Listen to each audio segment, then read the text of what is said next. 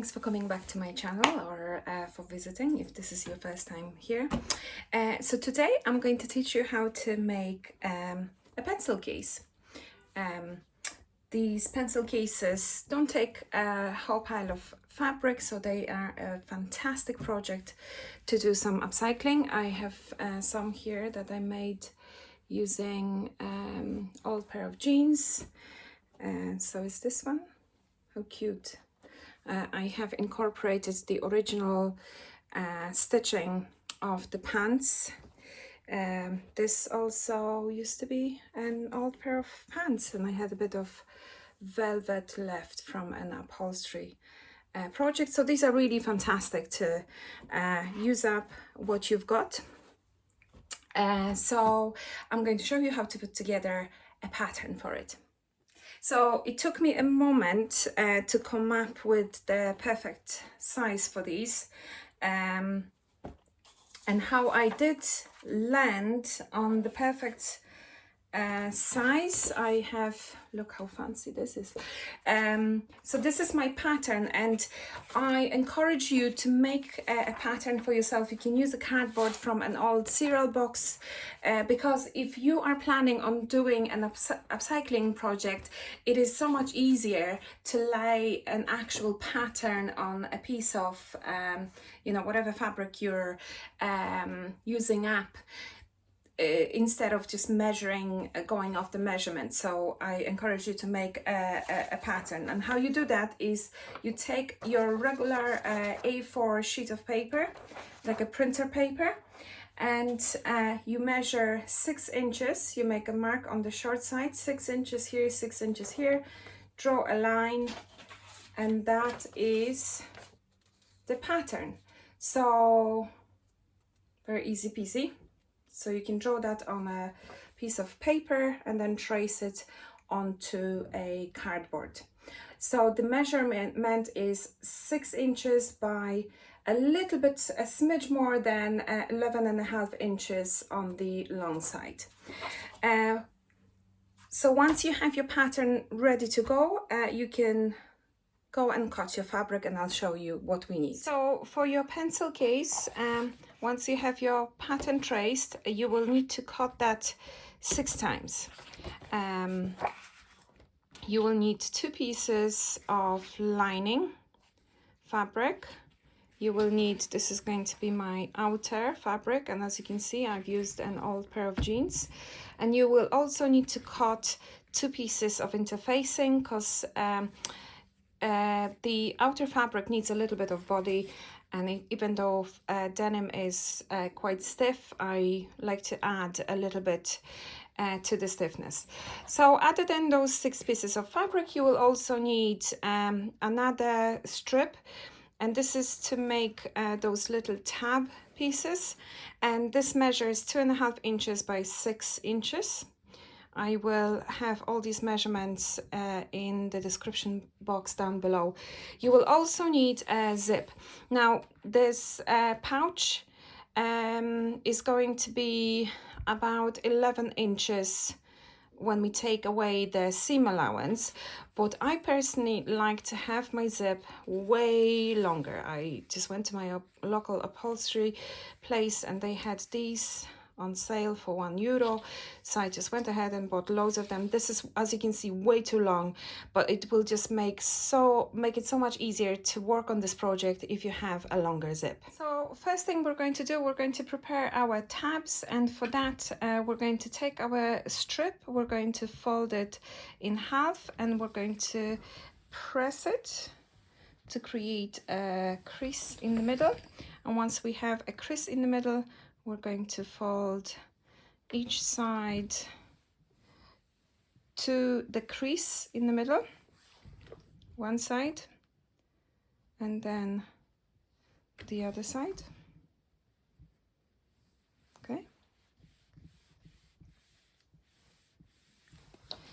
And then I'm going to cut this strip in half because I need 2 tabs. And I'm going to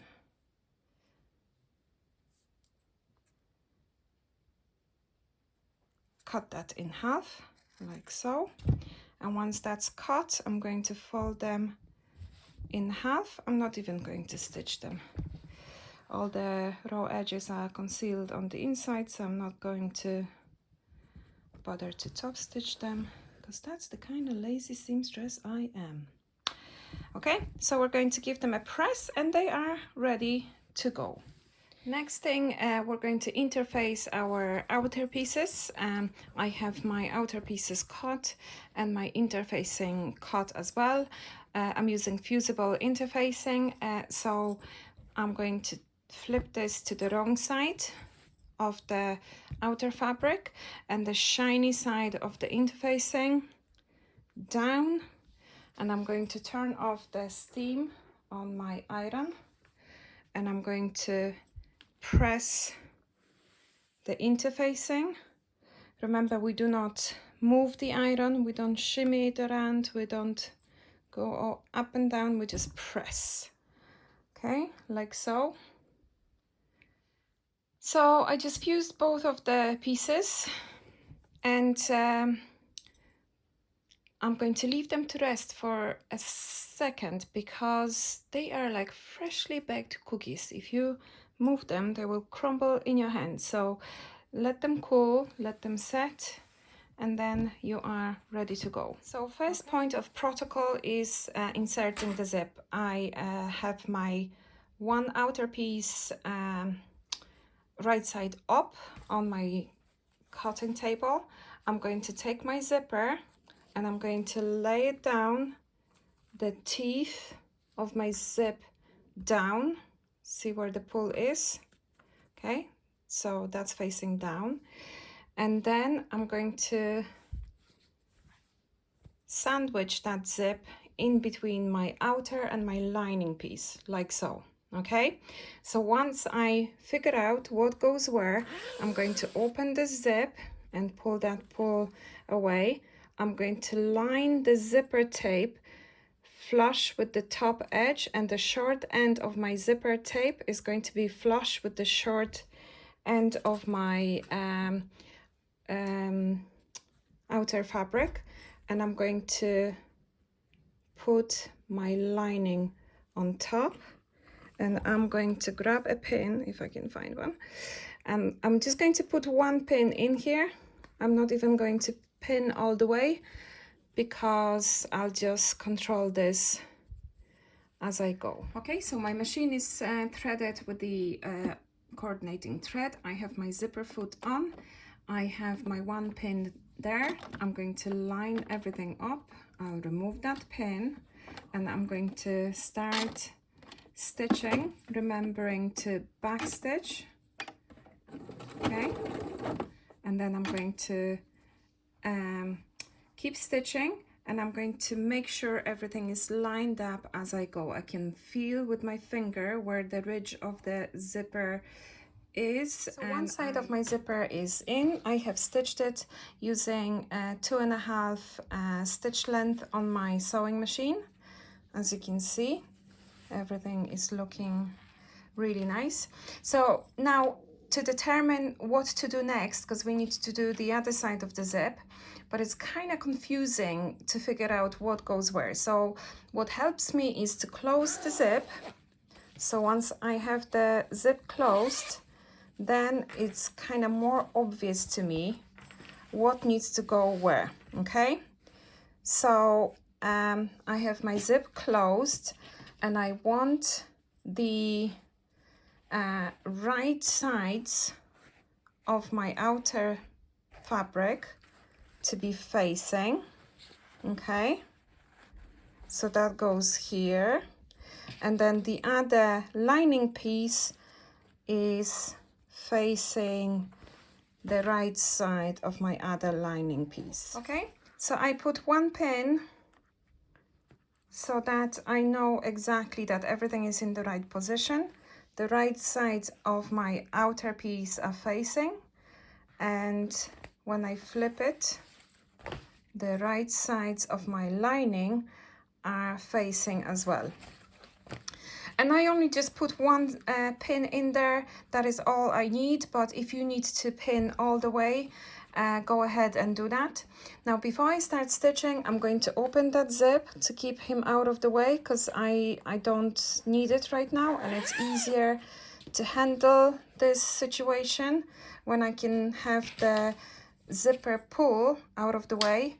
And also, if I can keep the side that I've already stitched out of the way as well. And as you can see, the fact that my zip is so long is very helpful. Okay, so I have the other side of my zip ready to go.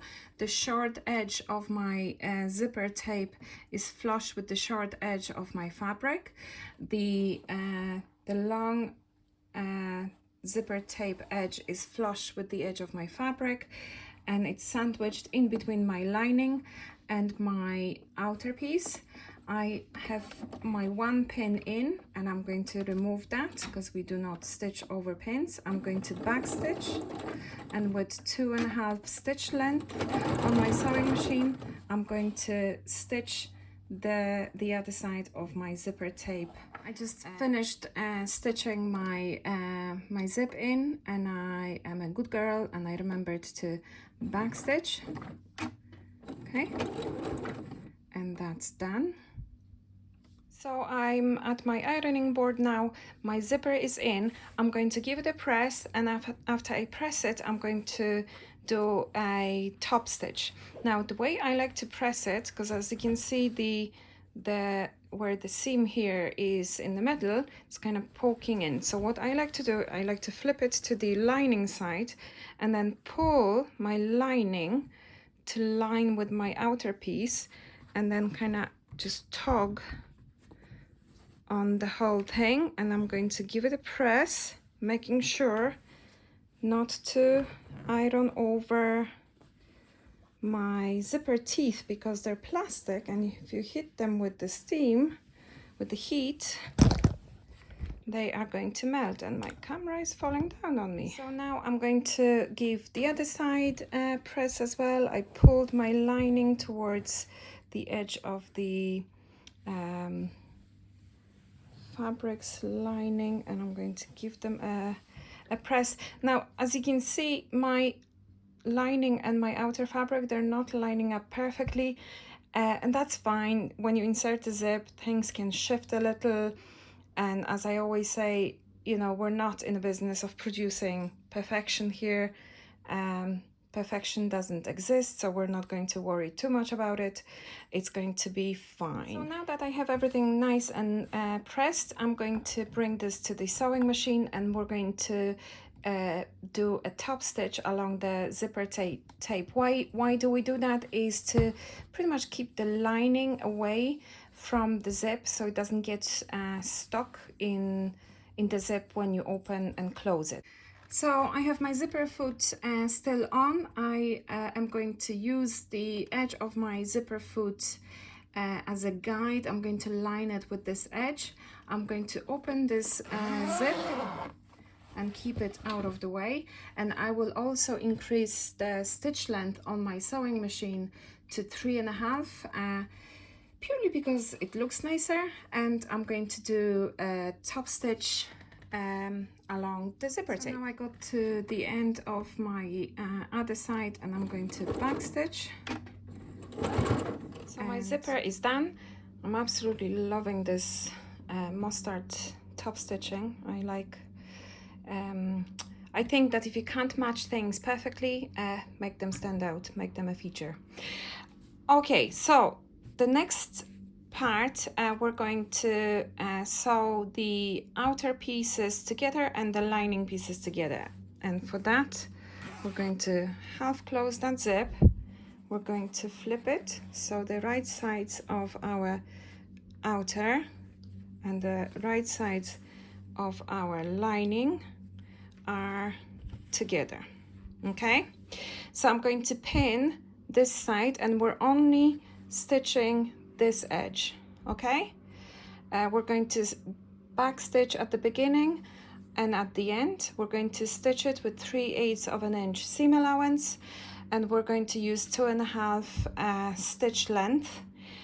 On the side of the lining, we are going to leave a little gap so that we can turn our zipper pouch right side out. So I'm going to make a little marking there for myself, just to remind myself to do that. Okay, so I have a little opening. I might actually make it a little bit bigger once I'm sewing, because this is going to be fairly bulky to turn right side out. So on this side, what I'm going to do, I'm going to backstitch at the beginning, I'm going to get to my marking, I'm going to backstitch, then I'm going to move to the other side, I'm going to backstitch, go to the end and backstitch at the end.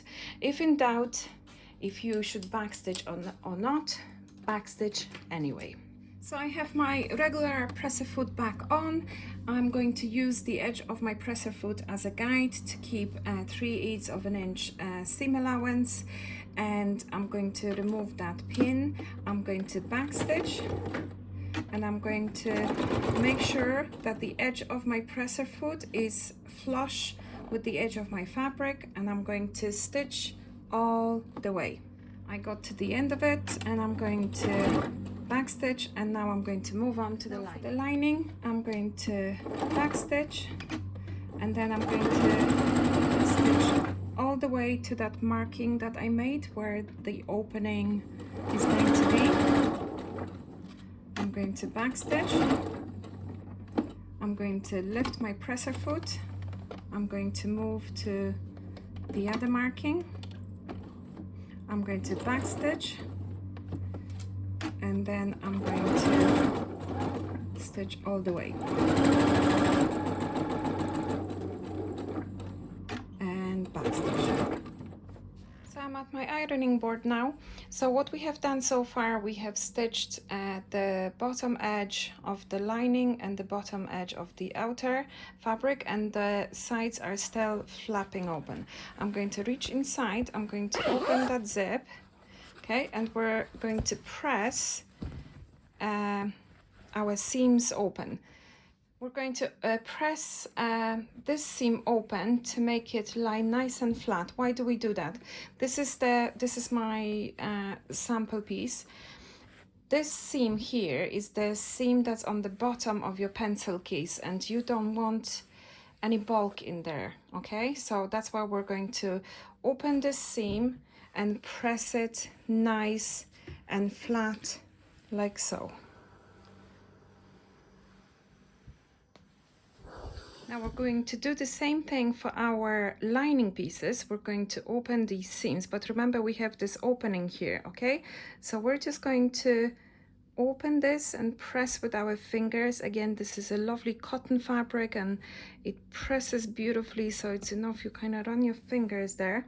So what we're doing here, where the opening is, we're going to create a little memory crease, and this will make the closing of this opening at the later stage much easier.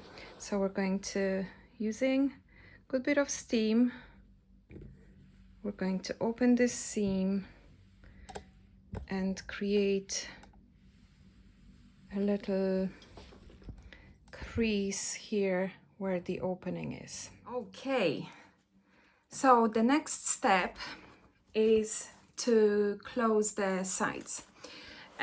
So to do that, we are first of all going to half close that zip.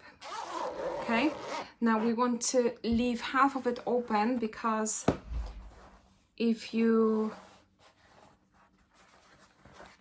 look through that opening, okay, this is where we're going to turn this right side out through. So you reach through the opening, and then we need a gap in that zip to be able to pull the whole thing right side out. So the next in the next stage, we're going to match the middle seams and stitch the sides of both the outer and the lining all together. So this bit is a little bit tricky only because you're working with so many layers, and what I like to do is to pin layer by layer using as many pins as I need. Okay, so I have my zip half closed. Okay, don't trim the zipper tape before you stitch it or you'll run into trouble. So I'm going to find the middle of my outer pieces, and the middle is where that bottom seam is. I'm going to put my tabs, and remember that little memory crease we did that? I'm going to line that crease with that middle seam, and I'm going to pin this in place, and that's my first layer. Okay, all right, so that's one thing out of the way. Now I'm going to take the layer with the zip, and I'm going to line up the middle of my zip with that memory crease on my tab. Okay, like so, and I can actually see the middle of that seam on the outside. Okay, I'm going to make sure all is fine, and that's going to be 3 layers. Okay, I'm not going to worry about the sides, because if the sides don't line up, I can kind of make it work. But if my zipper doesn't line up, the zipper isn't going to open properly. And the last layer is the other side of my lining, and I have the middle seam here, and I'm going to line that up with the middle of the zip. You can use clips, the Wonder clips here. I'm a pins kind of a gal. I prefer working with pins. I find them more precise, but you do you, whatever works. Okay, I'm going to put another pin in here. So as you can see, I have loads and loads of pins here. Pins are your friends. The more you put in, the more control you have over your project, okay? And the last thing I'm going to do, I'm going to line up the corners and put another pin in there, and on the other side. And now we're going to do the same thing on the other side, but the other side is a little trickier because our zip is open on this side. So the first thing I'm going to do, I'm going to take my tab.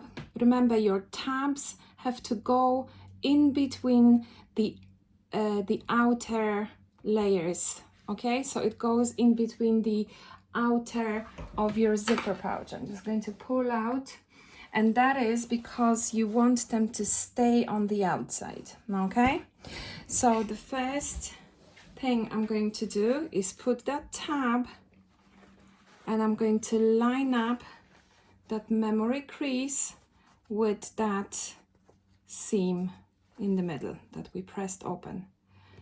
Okay, that's lined up. I'm going to put 2 pins in here. Okay, now my zip is open. Okay, so I'm just going to try to line up this edge as close to the middle as I possibly can, and I'm going to put a pin. See, I'm going to put the pin very close to that edge. Now when I bring in the other side, I'm going to pay attention to that zipper stop. Yeah, the plastic bit there. Sometimes that bit is metal, depending on what zip you're working with. So you're going to make sure that these stoppers match up. Otherwise, you're going to end up with a very bulky zipper end, okay?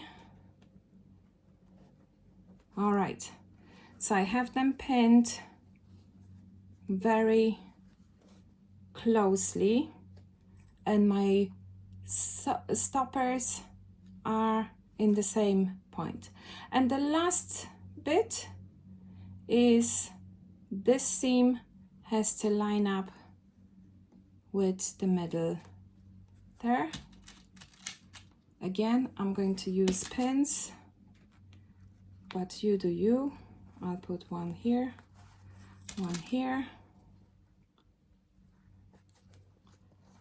And see, that's a lot of pins and even one on the loose. And then the last thing is the corners, okay? And the other one.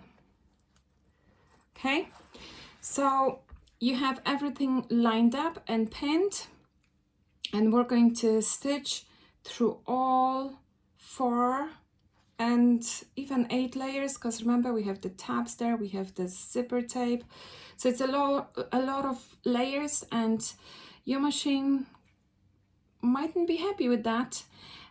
So if you need to crank it with your hand to get over some of those humps, do just go slow, take your time, and you'll be fine.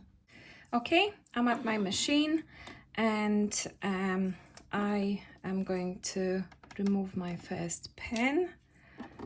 I'm going to backstitch.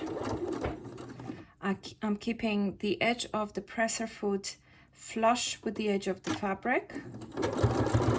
Okay. And as you can hear, probably she's not entirely happy with me. Okay. So we're going to go slow. Make sure you remove all those pins as you go.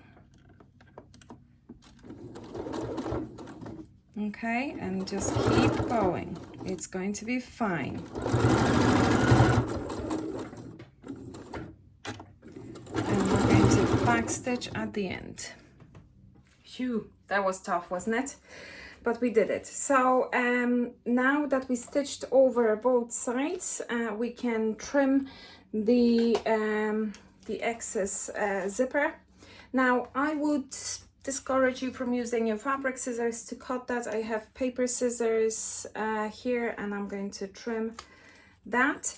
And the next thing we're going to do, we're going to box the corners of our pouch, okay? Because our pouch is completely flat right now, but we want to give it a little depth, okay?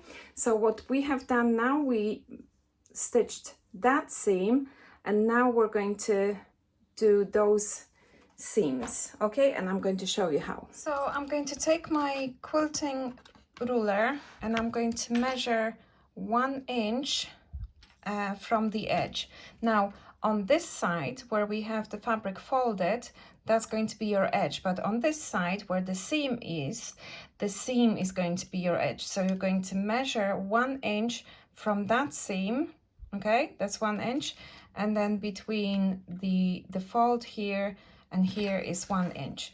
Once you measure one of them and cut it out, you can just use that piece as your guide to mark and cut all the others, okay? And once they are all cut out, we will pin both the outer and the lining together to create the box. Can you see that? What we're trying to do here? We're turning 2D object into 3D. Now for the tricky part, because the next part is going to be fairly tricky. The fabric is going to fight you a little, and it's not going to want to cooperate, so you have to persevere. But I'll guide you through it. I'll show you every step of the way, and I'll probably do 2 of them just so that it makes more sense. So what we're trying to do is we're trying to bring this, the middle of the seam, okay, flat. So from the square, we're going to make a line, okay? And if you look on the other side, okay, so this seam meets the middle here, and we're going to again do it layer by layer. We're going to pin this corner again. If you want to use these clip thingies, you do you. I'm a pin kind of gal. And we're just going to take it one corner at a time. Now what you want to do is bring the lining to the same line, okay? And we're going to scrunch this to create a little bit more space to do this. And we're going to find that corner of the lining and we're going to bring it to the outer. And I'm going to move that pin. And I'll do the same thing on the other side. And the fabric is kind of trying to wrestle me and I'm trying to wrestle the fabric. And if this feels difficult, that's okay because it is. Okay, so I brought in the other corner. Okay. And I'll pin it in place. And then I'm going to scrunch this a little just to find ever so slightly more room there, okay? And then I'm going to do my best to kind of flatten that middle, make sure everything lines up, okay? And I did it, a little bit of wrestling. Okay, so we're going to back stitch. And then we go forward. We're going to take our pins.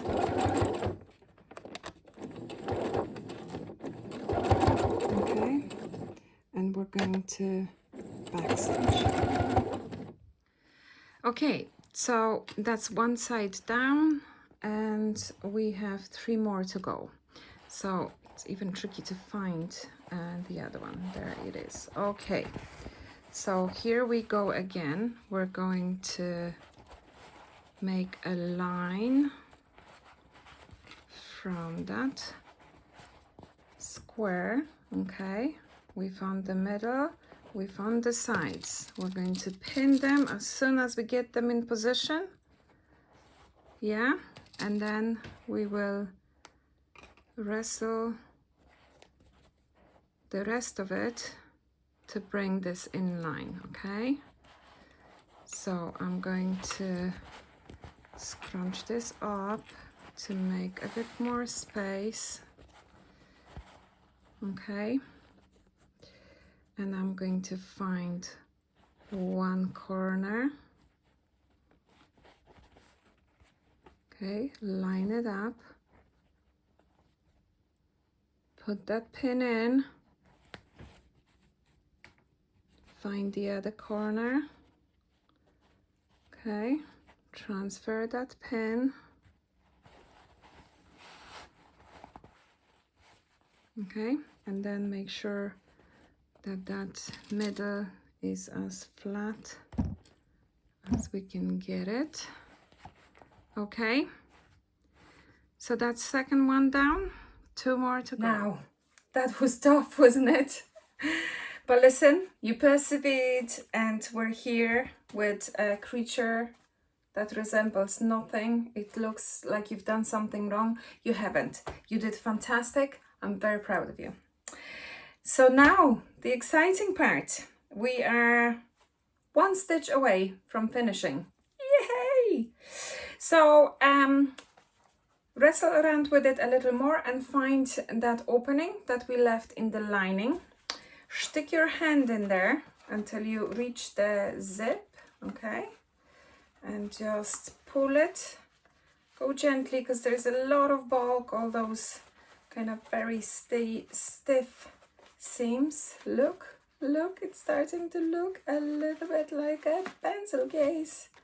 All right, so we turned it to the lining side of things because we still have the matter of the opening to address.